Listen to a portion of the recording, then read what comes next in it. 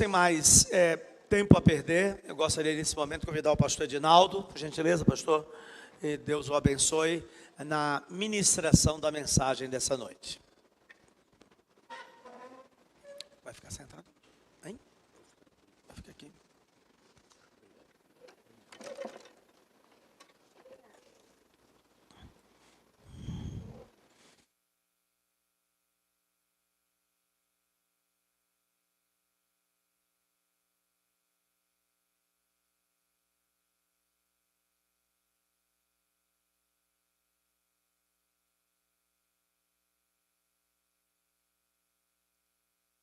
Saúdo a igreja com a paz do Senhor. Amém? Não, a paz do Senhor.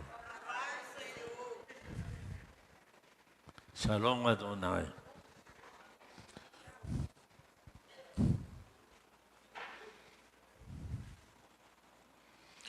Você fez bariátrica? Não adiantou de nada.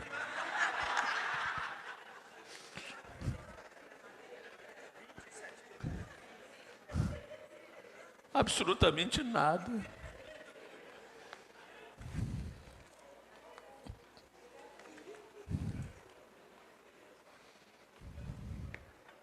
Diz que está na academia. 5 dias. Fazendo o quê? Lanche. É assim as coisas. Querida igreja, é assim mesmo. O apóstolo Paulo diz que quando mais se aproximasse o dia da volta de Jesus, haveria sono, haveria comichões nos ouvidos, por ouvirem um evangelho que não foi o que ele pregou. Um evangelho para fazer bem ao ego do homem. Mensagens triunfalistas ou esquizofrênicas. Mensagens que traçam um perfil de Jesus como se ele fosse um funcionário da igreja para atender a demanda dos crentes.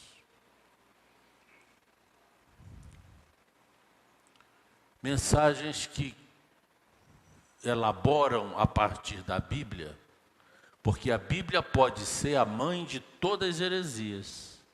É só querer. Vou dar um exemplo. Jesus falou assim: por que andais preocupados com o que haveis de comer?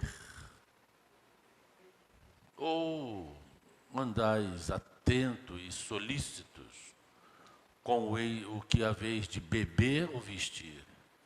Ora, por acaso um filho pedindo ao pai um peixe, ele lhe daria uma serpente? Ou lhe pedindo um pão, ele lhe entregaria uma pedra? Olhem os pardais, não plantam, não ceifam, mas o Pai Celestial os alimenta. E que tal olhar para os lírios do campo? Nem Salomão, em toda a sua glória, se vestiu como a um deles. Por que andais aflitos? Com o que hês de comer, beber e vestir? Buscai primeiro o reino e a sua. E agora é a igreja. Eu vou falar o que Jesus falou, e depois o que ele falou, vocês vão falar. Buscai primeiro o reino e a sua justiça. E novamente, e amém? Amém? Amém nada. Não são as demais coisas. Mas o evangelho que anda por aí, anda ensinando assim, as demais coisas. E dando aos pastores ensinarem os crentes a fazer barganha com Deus. A justiça que esses pastores se revelam são dízimos e ofertas. Buscai, trazei a justiça, trazei dízimos e ofertas. Mas alguns criam teologia do trízimo, outros dos 20%, porque as demais coisas, como vocês falaram aí, estão lendo o texto equivocadamente. As demais coisas, que coisas? Posso pedir? Eu quero uma casa na ilha de Taparica, de 8 quartos, 5 suítes, com uma lancha de 48 pés na minha porta. Também quero uma conta em euros na Suíça. Também quero uma fazenda no Mato Grosso com 20 mil cabeças de gado. Quer mais o que, Glorinha? Vá pedindo. São as demais coisas. Um Porsche.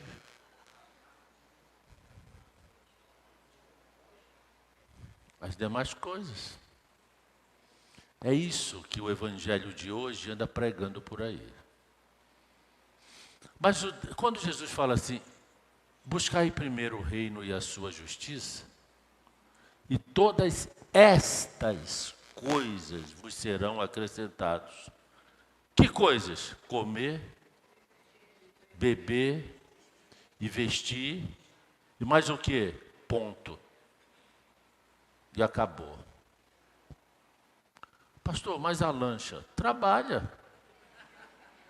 E a casa com 8 não sei o quê? Corre atrás, trabalha. E a conta na Suíça? Trabalha. Só não vai para a Lava Jato. Mas trabalha. Eu não estou comprometido com isso, diz o Senhor. Se você buscar a sua justiça na terra, você não morre de fome. Não morre de sede e não andará nu. Porque isso, a rigor, é o que nós precisamos para viver. As demais coisas que o texto não se refere, depende do nosso esforço pessoal e individual, da nossa relação com o mundo do trabalho. O Senhor não me prometeu isso nas Escrituras, mas o evangelho distorcido desse tempo engana, ilude a igreja. Uma outra coisa, me parece que no hino que antecedeu a essa peça, que comunicou muita coisa em pouco tempo, escrito por uma jovem de 16 anos, porque está ligada, entende o que é a volta de Jesus, porque o texto diz que ele encontrará muitos dormindo. Fala alguma coisa de igreja, você precisa ir se preparando. Não fala assim. Vocês lembram? Quem pode repetir para mim? Porque eu não anotei e perdi. Não é isso que a igreja deve ir se preparar. Está errado. A igreja não tem que ir se preparando. Preparando é um termo no gerúndio. É algo que tem que estar acontecendo. E se o arrebatamento for hoje? Deu tempo? Você ainda está no gerúndio. Você ainda está num processo.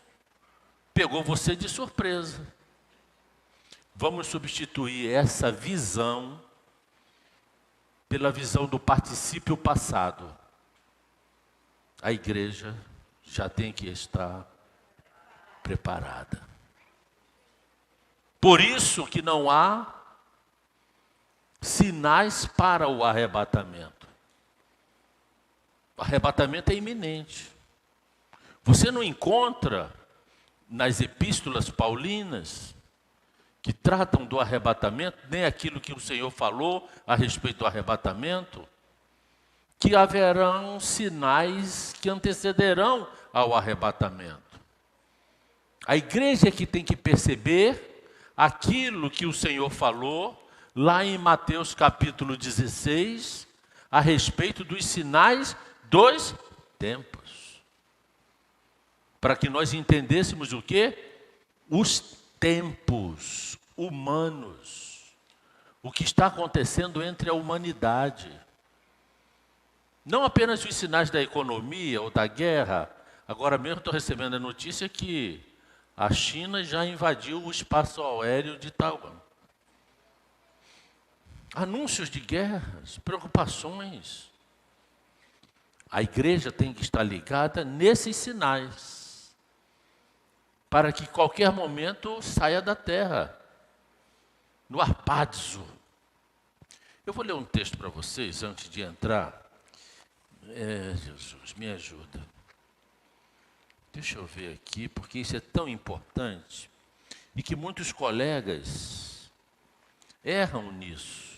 Já vi muitos pastores pregarem baseado nesse texto de 2 Tessalonicenses, capítulo 2, versos 3. Quer colocar aí, se quiser, RA? 2 Tessalonicenses, rapaz, The Flash, né? Velocidade quântica. Vamos lá. Ninguém de nenhum modo vos engane, porque isto o quê? Paulo vem tratando do nosso encontro com Paulo está aí nesse texto tratando do nosso encontro com quem? Com o nosso noivo. Quem é o nosso noivo? Vocês estão com fome? Serve um sopão aí para esse povo comer, que está todo mundo morrendo de fome. Tem sopão não? Então não tem sopão. Paulo, nesse contexto do texto, não vou ler o texto todo, mas depois vocês podem ler, ele está falando aos discípulos a respeito do nosso encontro com Jesus. É isso que o texto está dizendo. Ninguém de nenhum modo vos engane, porque isto não acontecerá. Isto que? O nosso encontro com Cristo. Amém? Sem que primeiro venha o quê? A apostasia. E então seja revelado o homem da iniquidade, o filho da perdição. Quem é? O anticristo. Aí alguns colegas pensam que quando Paulo falou que primeiro tem que entrar a apostasia, é que primeiro tem que esfriar a fé. Tem que haver um desvio da fé. Quando ninguém mais terá fé, aí veio o anticristo. Não é isso. Sabe por quê? Na língua grega, apóstasis, que é apostasia, ela só é apostasia da fé quando vem ligada ao termo apostasia a palavra fé. Mas aqui não tem a palavra fé ao lado. Então qual é o sentido original da palavra apostasia? Retirada. Só retirada. Por exemplo, Apocalipse, trazer para fora o entendimento. É esse o sentido do Apocalipse. Sem que primeiro haja a apostasia, tirada, retirada. Antes do anticristo se revelar, ele já pode estar na terra. Mas antes que ele se revele, é necessário o quê? A retirada. De quem? Dos crentes. De onde? Da terra. É esse o sentido desse texto. Aprendi isso com o professor Hélio, autor da Bíblia. Vou lhe dar uma de presente. Da LTT, Bíblia Literal do Texto Tradicional. Paraibano. Este homem levou 45 anos para elaborar uma tradução da Bíblia nos mais fidedignos textos originais e literais. É uma Bíblia literal. Não tem nada de alegorismos, de interpretações fantasmagóricas dos textos. Não, literal. E eu tenho conversado muito com ele e ele comigo. Temos trocado, não que eu esteja no nível dele, mas tenho contribuído com ele um pouquinho que ele está utilizando para todo aprimoramento ele utilizar na sua Bíblia. É fabulosa. É uma Bíblia dessa grossura, com milhares de rodapés, um debruçar de um homem biblista, exegeta, hebraísta, durante 45 anos. O Senhor não enviará recados para a sua noiva, que Ele está chegando para buscá-la. Não. Não haverá sinais. Os sinais que o Senhor se referiu, em Mateus capítulo 24, em especial, os sinais dos profetas de Israel. Esses sinais são para a volta física, gloriosa de Jesus, fisicamente. Aí haverá sinais.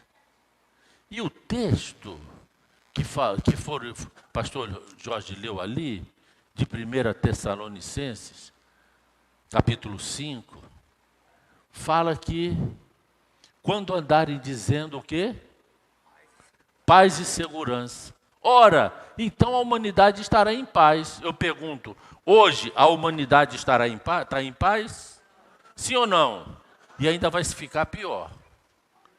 Vão acontecer guerras. Entre elas, a guerra de Gog e Magog. Está acontecendo hoje a guerra da Ucrânia. Israel hoje e ontem atacou a faixa de Gaza. Pode acontecer uma guerra de invasão com o Taiwan.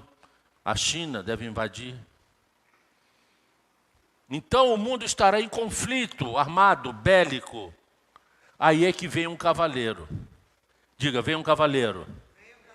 Vem um cavaleiro. Montado num cavalo branco. Com um arco na mão. Quem é esse? Quem? Quem é esse, gente? O anticristo. Quem falou? Não foi carne nem sangue que te revelou. Foi a Bíblia. É o capítulo 6 de Apocalipse. Ele vem quando abriu o selo branco, o primeiro selo, montado num cavalo branco. Que é o anticristo. Para quê? Por que o cavalo branco? Porque simboliza o quê? Paz. Simboliza a paz. Por isso que ele vem pacificar uma situação. Olha que coisa interessante. Por que ele vem num cavalo branco? Porque o branco é símbolo da paz. E ele vai trazer uma paz, só que Paulo alerta. Opa! Vocês estão pensando que é essa paz de Yeshua? Não. É a paz armada e ameaçada e controlada do anticristo. E quando andarem dizendo paz e segurança, como o pastor Jorge falou, estamos em paz, sobrevirá o Armagedon. Grande destruição. E quem é o foco dessa palavra de Paulo? Israel. Por que Israel? Porque fala das dores de parto. A igreja sente dores de parto? Não. As dores de parto são exclusivamente para Israel. O profeta Jeremias chama Israel de a primípara. A primípara é uma mulher que dá luz pela primeira vez. E chora e geme com dores de parto. Jeremias capítulo 30 fala que esse tempo de dores para Israel é o dia de angústia de Jacó. Quem é Jacó? Quando a Bíblia fala Jacó, ela se refere às 12 tribos, a todo Israel. Não apenas a Jerusalém ou a tribo de Judá, as 12 tribos. Porque o Senhor reunirá os remanescentes de Israel nas 12 tribos, e aí virá o dia de angústia de Jacó, que é o período da grande tribulação, cujo alvo é Israel. O alvo, mas que toda a humanidade será alcançada, principalmente na Eurásia, onde Putin quer fazer o Império Russo, que envolve também o Oriente Médio. Então, todo o texto tem a ver de acordo com o que o autor se refere, o autor sacro, o autor sagrado. As dores de parto é para Israel. Aquela mulher do capítulo 12 de Apocalipse, uma mulher vestida de sol, grávida, com uma diadema na cabeça com 12 estrelas. Quem são? As 12 tribos de Israel. Por que está grávida? Porque na primeira vinda do Cordeiro, os judeus não vão aceitar. Permanecem incubados com Jesus. Não aceitaram Jesus como Messias. E por que os pés daquela mulher estão sobre a lua? Porque o calendário que rege o tempo profético, que é o tempo das profecias de Israel, é o calendário lunar, não solar. E o que acontece com aquela mulher? Diz o texto, que quando Satanás quer lhe devorar o filho e assassinar a mulher, Deus dá refúgio a essa mulher, dando-lhe asas para ela fugir para o deserto. Que deserto? Eu vou pregar sobre o deserto amanhã. O sul da Jordânia, onde o remanescente fiel, que Paulo cita em Romanos 9, vai se refugiar no sul da Jordânia, e o anticristo não chegará lá. E o texto continua dizendo que Deus a sustentará, cuidará dela, da mulher, Israel, durante 1260 dias, que é o segundo período da grande tribulação. Está tudo encaixado. Isso foi apenas um comentário, segundo essa peça, muito interessante, mas a ideia não é a igreja vir se preparando, porque se o arrebatamento for agora, o Senhor levará os preparados. E eu quero dizer o seguinte, os preparados não são os livres de pecado, não. Até porque o arrebatamento será para uma igreja pecadora. Se você quiser entender ainda como noiva, uma noiva pecadora. Quer ver só? Você sabe quando vai ser o arrebatamento? Não, ninguém sabe. Nem eu, nem o pastor Jorge, ninguém sabe. Suponhamos que seja antes do término desse culto. Das 6 da manhã até agora, quem não pecou? Levante a mão. Olha aí. E se for agora o arrebatamento? Vai se preparando? Já está preparada. Mas pastor, eu sinto que eu pequei. Eu estou com um pecadinho aqui, escondidinho. Mas eu tenho pedido tanta misericórdia a Deus. Eu quero dizer para essa igreja, eu também. Nós temos pecados até involuntários, que não conhecemos, mas está na nossa natureza adâmica. Diga assim, eu sou pecador, repita comigo. E se o arrebatamento for hoje, eu vou subir. Embora eu seja um pecador, uma pecadora, mas somos pecadores justificados. Está aí a diferença. Quem não tem Cristo não tem a justificação, não tem o passaporte, não tem o guarda-chuva, não tem a passagem comprada. Nós não temos como nos limpar de tudo para sermos arrebatados. Por exemplo, olha aqui outra afirmativa inconteste. Os irmãos que já morreram em Cristo. A gente tem notícia, de vez em quando a gente fala sobre um. Lembra de fulana? Lembra de fulano? Que homem de Deus, que mulher de Deus. Eles já estão nos braços do papai. Já estão no mundo dos mortos com Cristo. Temos certeza da salvação desses que já foram. Não temos?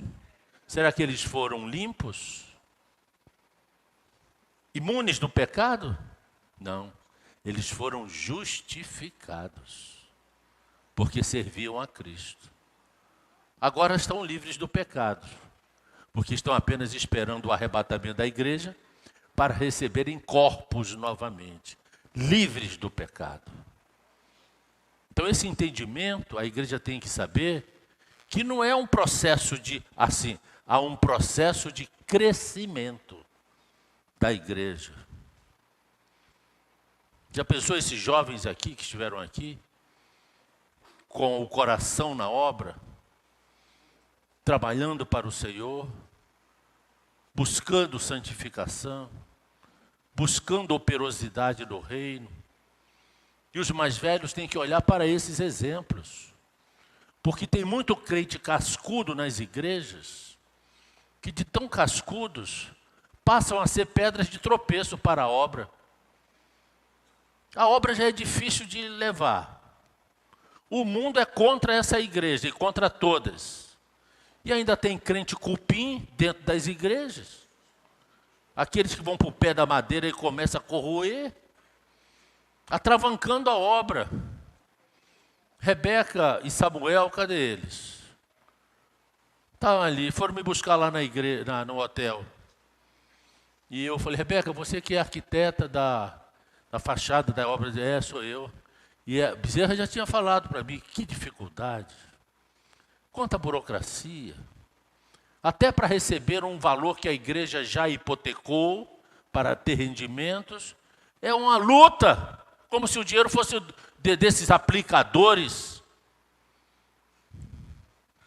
sem vergonhas.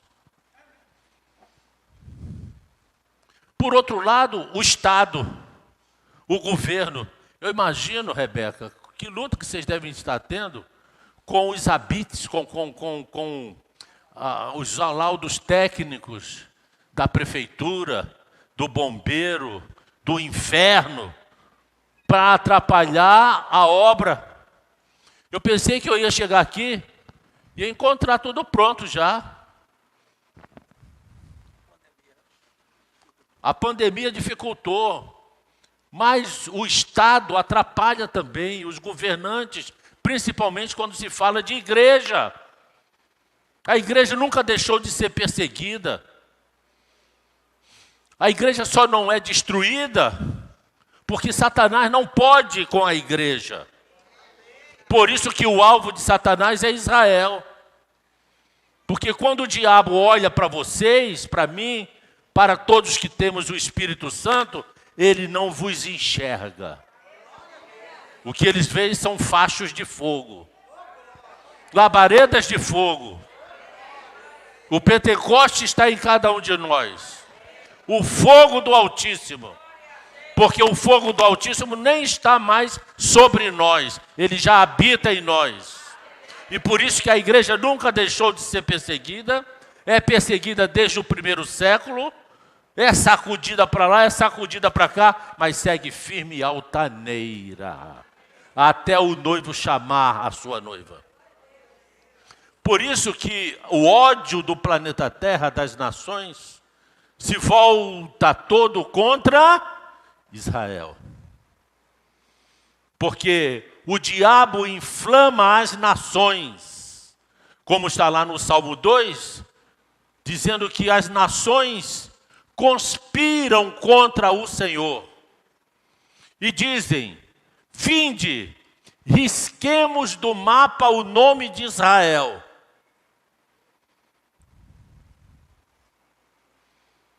Por que Israel é o alvo? Porque o diabo olha para Jerusalém, olha para os judeus e não vê fogo neles. Porque eles, embora sejam o povo de Yeshua, não têm aquilo que nós já temos: o Espírito do Eterno habitando em nós. E por isso Israel se torna alvo dessa intenção do diabo de destruir Israel. Por que o diabo quer destruir Israel? Pensa a igreja, por causa daquilo ali, ó. Eu não entendi aquilo ali. Eu acho que foi por causa da minha mensagem dessa noite. Eu não entendi. Mas não foi carne nem sangue que fez essa decoração. O diabo tenta destruir Israel por causa daquilo ali. Porque Satanás sempre tentou destruir os judeus, desde quando estavam no Egito. Primeiro, inspirou Faraó, para Faraó afogar os judeus no Mar Vermelho. Perdeu a batalha. Do outro lado, Miriam cantou o canto da vitória. Tentou destruir os judeus em Refidim, aquela caravana de quase 3 milhões de pessoas. As crianças, as grávidas, os mais velhos, eram a retaguarda de Israel. E vieram por trás os amalequitas, passando a espada, os retardatários, que não andavam tão rápido. Deus mandou tirar a memória dos amalequitas. Todas as guerras que vieram contra Israel, o próprio Deus defendeu Israel. Por quê? Ele é partidário? Ele não ama as outras nações? Pelo contrário, Deus protege Israel por amor às nações. Se ele não tivesse protegendo Israel desde que ele sai do Egito, até chegar em Canaã, como é que viria pelo seio desse povo, porque isso já era profecia da mulher lá do Gênesis, o Salvador judeu? O povo judeu tinha que estar preservado para o Salvador judeu encarnar como homem, como um cidadão israelense. E isso aconteceu. Depois, no primeiro século, no ano 70, os romanos destruíram Jerusalém, mataram os sacerdotes, saquearam o templo, mataram os levitas, levaram 70 mil de volta para o Egito e outros 70 mil para morrerem nos coliseus de Vespasiano, no Coliseu. Aliás, muitos pastores levam caravanas para Israel, pastores sem entendimento, e ficam tirando foto no Coliseu, sorrindo, fazendo gaiatice. Eu vi isso quando eu fui lá. Não entendem que ali morreram irmãos nossos, entregue às feras bestas, dilacerados. E eles vão para lá fazer turismo. Na Itália, Roma. Em Roma, estive lá no Coliseu, vi aquelas masmorras lá. Quando os pastores vão para Israel, passam. A minha caravana foi a Roma. De Roma a Egito. De Egito, Jerusalém. De ônibus. Por baixo do Mar Vermelho.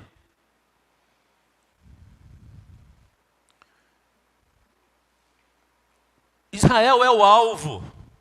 Na modernidade, no dia 15 de maio de 1948, 7 nações árabes, depois que o primeiro-ministro de Israel, David Ben-Gurion, leu a Carta de Independência, hoje, onde é hoje o Museu da Independência, em Tel Aviv.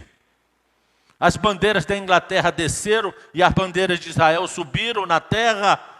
Se replantou o Estado judeu, preparando a volta de Jesus.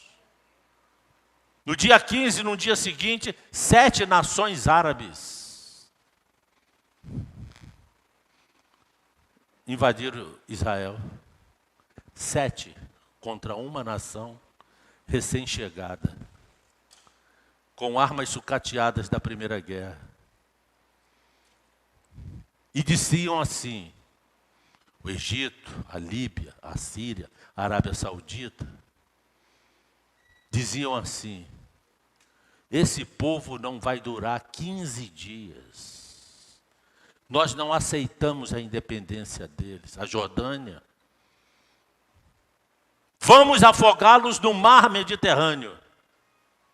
E partiram para dentro de Israel. A mesma coisa que Faraó quis fazer quando Israel sai do Egito. E 9 meses depois, repita a igreja, 9 meses depois, essas 7 nações, sem explicação lógica, saem de Israel derrotadas. Os tempos mudaram. Digo, os tempos mudaram. Mas o Deus é o mesmo. E por que Ele sustenta essa nação? Para salvaguardar, diga, salvaguardar o trono de Davi, que só haverá um sucessor, Yeshua. Por causa desse trono, Deus vence para Israel a guerra de 1948, a guerra de 1956 do Canal de Suez, a guerra de 1967 dos 6 dias, que foi extraordinária, a guerra de 1973, quando Saddam Hussein estava querendo construir a bomba atômica para jogar sobre Israel, com 2 F-16 Israel destrói a usina, com 2 bombas, uma bateu na carapaça e a outra entrou, acabou o sonho de Saddam Hussein fazer bomba atômica para jogar contra Israel. Vai vencer a batalha de Gog e Magog, e quando Armagedon chegar, o Senhor diz lá em Zacarias capítulo 13, que fará de Jerusalém uma pedra pesada e um cálice de tontear. A cidade não será mais removida deste lugar, porque ali estará o trono do sucessor de Davi, que é o próprio Yeshua HaMashiach, que está às portas para adentrar o planeta Terra e para Jerusalém para reinar. E a igreja disse glória a Deus, aleluia, bendita é a palavra do Senhor, porque não volta atrás, é inerrante, é inequívoca, é clara, é translúcida como a água, diga como a água que eu bebi. Eu vou mostrar umas coisinhas para vocês aqui, rapidamente, porque o tempo já se vai longe. Obrigado, querido.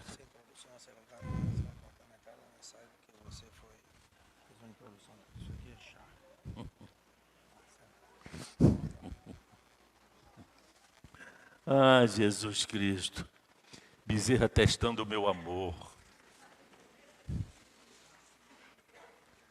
Dinete, amo muito teu marido. Você também? Também. Glorinha também, né, Glorinha? Vamos lá. Ah, Jesus. Essa introdução, ela foi a luva e mão. Olha só. Eu não sabia do trono de Jesus, claro, uma simulação. Mas olha só isso. Eu quero desafiar a igreja a interpretar comigo esse texto.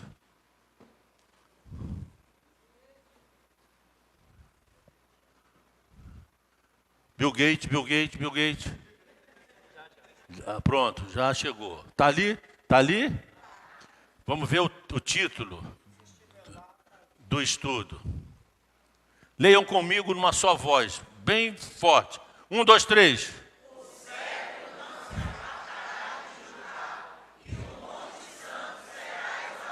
Vocês não querem saber da volta de Cristo? Como isso vai ser? Será que isso é uma ilusão? É um conto de fada? Ou as profecias dizem como vão ser? Ah, mas fazer igual aqui o ator que pegou a Bíblia e começou assim. Ah, larga isso para lá, eu não entendo. Muita gente dentro da igreja hoje que se desapaixonou das Escrituras, exatamente porque dizem assim, eu leio a Bíblia, mas não entendo. Isso é ridículo. Não entende porque não se esforça. Não entende porque não investe. Eu trouxe aí meia dúzia de livros. Glorinha, vamos voltar com esses livros para Nilópolis. Porque o pessoal prefere ir para o McDonald's, gastar R$50 do que comprar os livros. E são livros que eu fiquei doente para escrever, recebendo do alto, para facilitar o entendimento. E aí esse fenômeno não é na Filadélfia de Salvador, não. Essa minha queixa é generalizada. É o crente do dia de hoje que está dormindo, que se esquece da palavra de Deus e não quer estudar. Olha que texto interessante. Olha o primeiro texto, quero que vocês leiam esse texto. Eu vou ajudar, vamos lá, 1, 2, 3. Portanto, o cetro não se apartará de Judá, nem o bastão de comando de sua posteridade, até que venha aquele a quem o cetro e a ele obedeçam todos os... Que loucura, leia um texto desse. Isso em Gênesis. Bezerra, em Gênesis. E não sabe que tem escatologia em Gênesis. O texto é bombástico. Sabe do que esse texto fala, para sintetizar? Fala do milênio. Sabe onde está o milênio? No Apocalipse capítulo 20, em Isaías capítulo 2, em Jeremias, em Zacarias. Em vários livros da Bíblia está o milênio, mas mais em Apocalipse, que fala claramente dos 1000 anos. E aparece aqui no Gênesis. Olha a bênção de Jacó para Judá. Me responda a igreja. Alguém da igreja, deixa eu escalar um jovem aqui que participou da peça. Levanta a mão aí quem participou da peça. Estão com medo, gente. Sumiu? É o contrário. Desculpe, querido, é Gênesis 49, 10. Não. Desculpa, puxa vida. Meu Deus. É Gênesis 49, 10. É a minha digitação que eu não prestei atenção. Me perdoe. Gênesis 49, 10. Amém? Abra sua Bíblia e risque. No Gênesis 49, 10. O pessoal da internet, me perdoem. Gênesis 49, 10. Não 10, 49. Mas isso foi uma estratégia minha, para o pessoal memorizar. A minha astúcia. Minha jovem, que participou da peça, levante aí, um jovem. Eu quero um rapaz, cadê um rapaz aí? Cadê? Ei, de pé, meu filho. Olha os dedos todos para você, te deduraram. Como é seu nome? Douglas? Douglas, o que é um cetro? Cetro. O que isso quer dizer? Um cetro, eu vou voltar aqui para mostrar o cetro. É um bastão. Quem usava os cetros? Hã? Os reis? Por exemplo, os faraós usavam 2 aqui. Os romanos usavam 1. E outros povos. O cetro, pode sentar, meu filho. O cetro é sinônimo de realeza. Quem segura o cetro é o rei de um povo, de uma nação. Amém? Então, quando nós lemos que o cetro não se apartará de Judá, significa dizer que o rei que sustenta o cetro em sua mão estará onde? Repita comigo, em Salvador. Não é não? Onde é a igreja? Em Judá. Quem é a capital de Judá? É a capital de Israel. Quem é? Jerusalém. Então o texto quer dizer isso, que o rei, diga o rei, estará em Jerusalém. Quem foi o rei de Israel que reinou de Jerusalém? Igreja, estou preocupado com vocês. Quem foi o rei de Israel, que era o rei segundo o coração de Deus? Davi. Nem o bastão de comando da sua o quê? Posteridade. Isso quer dizer o quê? Que o antecessor desse que vai segurar o cetro foi Davi. A posteridade aí significa dizer descendência. Quem é o descendente de Davi? Jesus. É Jesus, diga, é Jesus, que vai segurar o cetro, que estará em Judá, em sua capital, que é Jerusalém, até que venha Siló. Quem é Siló? Siló é uma cidade de Efraim, ao norte de Jerusalém, ao norte de Judá. Já vi teólogos aí dizer que esse texto não se refere a Jesus, porque Siló é uma cidade de Efraim. Ora, Siló no hebraico quer dizer o pacífico, o pacificador. Aí você vai lá para Isaías capítulo 9, diz, e um menino se nos nasceu. E qual era o nome dele? Conselheiro, Deus forte, príncipe da Siló. Pacificador, no sentido da palavra Siló. Siló é Jesus Cristo, que vai segurar o cetro, diga, segurar o cetro. É por isso que depois ele não sabe responder. Que vai segurar o cetro.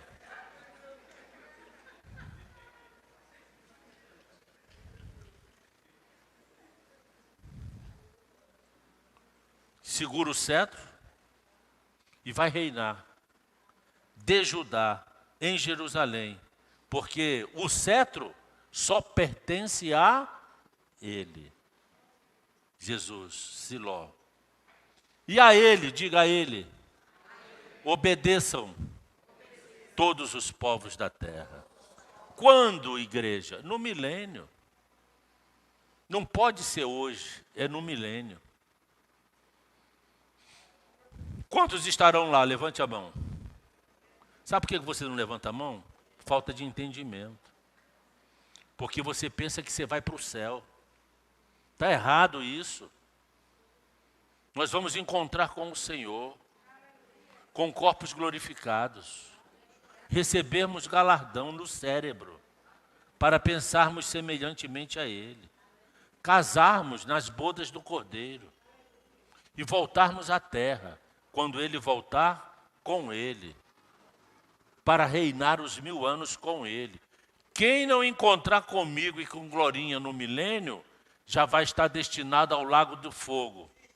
Porque os que não forem arrebatados do tempo da igreja, não ressuscitarão até se completarem os 1000 anos, diz Apocalipse capítulo 20. Quantos vão encontrar comigo no milênio?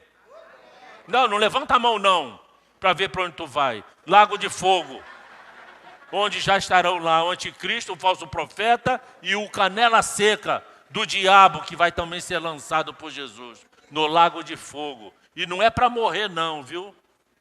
Não existe morte na Bíblia. Porque senão você seria defensor da doutrina do aniquilarismo. E não vai haver aniquilação de nada. É horror eterno. A Bíblia diz isso, lá desde Daniel.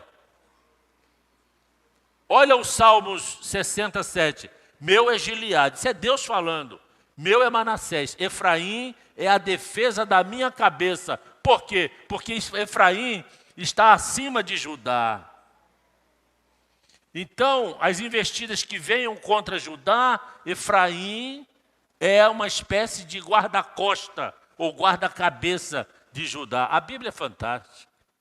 A Bíblia é maravilhosa. Se você colocar o coração, a mente, para entender o que papai está falando nas escrituras, nas profecias, Efraim é a defesa da minha cabeça. E Judá é o lugar do meu governo, diz Jesus Cristo. É de onde ele vai reinar. Salmo 108, 8. Meu é Gileade, meu é Manassés, Efraim é a defesa da minha cabeça, Judá é o meu cetro. Reiterando no Salmo. Salmo 45. O teu trono, ó Deus, é para todo sempre cetro de equidade. É o cetro do teu reino de quem? Foi o de Davi? Davi era totalmente justo? Era ou não era? Claro que não. Os reis de Israel eram justos? Qual é o rei justo nessa terra que nós vivemos hoje? Não há, só haverá um Deus, um rei justo. Quem é? Repita comigo. Yeshua, o Mashiach, Hamashia, Jesus, o Messias. Com que ânimo que você fala o nome de Jesus? Fala, Yeshua! Yeshua! O Messias é o Rei justo, que vai reinar em equidade, com justiça.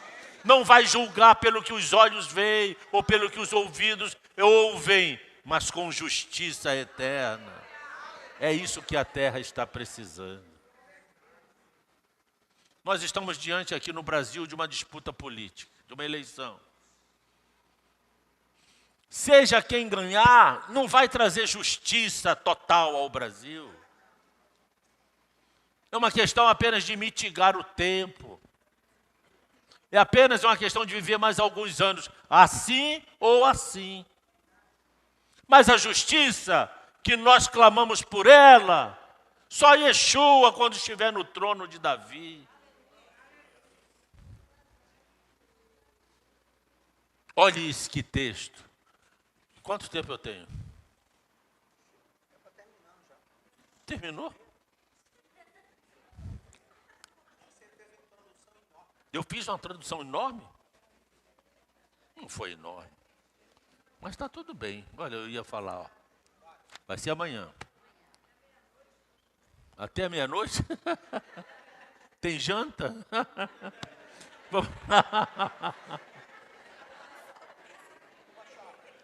Chá, tem chá? Ele trouxe um chazinho para mim, ó.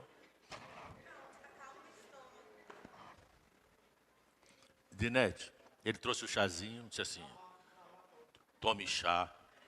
Você fez uma introdução muito grande, seu tempo já está acabando. Obrigado, Namá, pelo chá. Nos últimos dias, com esse texto eu encerro. Infelizmente o tempo acabou. Nos últimos dias acontecerá. Quando, igreja? Muito bem. Responda comigo, para eu saber que vocês estão atentos. Acontecerá que no monte da casa do Senhor, onde, igreja? Em Judá. Onde estará o cetro. Mais propriamente aonde em Judá? Na cidade santa. Qual é? Jerusalém. Será estabelecido no cimo dos montes e se elevará sobre os outeiros. e se elevará sobre os outeiros. E para para quem? Para Jesus. Afluirão todos os povos, e irão muitas nações. Zacarias capítulo 14, versos 9, diz que ano após anos haverá de celebrar tabernáculos em Jerusalém. E as nações devem levar representantes para a festa de tabernáculos. E ainda tem uma condenação para quem não ir lá. A nação que não for, não virá chuva sobre ela. Isso lá no monte, lá em Jerusalém, em Judá. E afluirão para todos os países, irão muitas nações e dirão: vinde, subamos ao monte do Senhor, Ele está lá. E a casa do Deus de Jacó, Deus de Israel, para que nos ensine os seus. Hoje o mundo foge dos ensinamentos de Deus. Mas nesse tempo que Jesus estiver aqui, as nações irão subir. Para quê? Para aprender os caminhos de Deus. E onde está descrito os caminhos de Deus? Já está aqui, na Torá, nas profecias, nos salmos, nos provérbios, nas melodias, nas epístolas, no Apocalipse. Está tudo aqui já. Só que nesse tempo, as nações vão subir. Queremos aprender. Se fosse no tempo já do milênio, essa igreja não teria bancos vazios. Teria que botar telão lá fora, lá no estacionamento, para que as pessoas pudessem ouvir, porque estarão sedentas de aprendizado nesse tempo.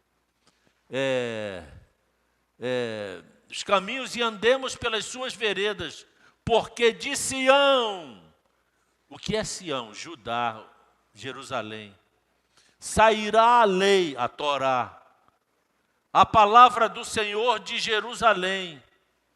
Ele julgará entre os povos e corrigirá muitas nações. O presidente, o primeiro-ministro do Brasil, da China, do Uruguai, da Rússia, não é por aí não, é por aqui. O Senhor mesmo vai ensinar o caminho aos governantes.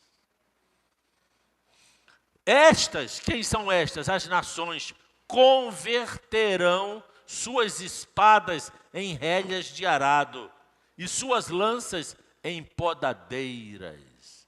O que é isso? As armas de guerra, que são feitas de metal, serão usinadas, serão trabalhadas, desmanchadas, e da matéria-prima delas serão feitas o quê?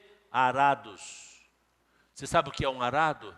Que ara a terra, porque haverá abundância durante o milênio. Uma nação não levantará espada contra outra nação, nem aprenderão mais a arte da guerra. Vinde, isso é uma conclamação das nações. Vamos todos. É como se aqui tivessem as nações da terra. E um chamasse: vamos, gente, vamos todos, vinde, vinde também Israel, ó casa de Jacó, subamos e vamos ao Senhor, porque Ele nos ensinará os caminhos que devemos seguir. Dali descerá a Torá, a lei que nos indicará o caminho. As nações vão se render a Ele, não aprenderão mais a arte da guerra. Ele está limpando o planeta com as águas que fluem do limiar do templo. Essas águas, por onde passarem, elas vão restaurando este mar da Bahia, o Oceano Atlântico, o Mar Mediterrâneo, as calotas polares e até as atmosferas da Terra serão reconstruídas para viver o milênio. Afinal, diga afinal, o cetro e o rei está em Judá, em Jerusalém, reinando para benefício de todos os povos. Esta é um dos objetivos da volta de Jesus. Reinar sobre as nações. Diga assim, e eu, noiva, naquele momento, serei esposa, estarei com Ele, com corpos novos, glorificados, com a mente de Cristo e com a estatura. Diga, eu terei a estatura espiritual do varão perfeito e reinarei com Ele os 1000 anos. Até amanhã, um beijo.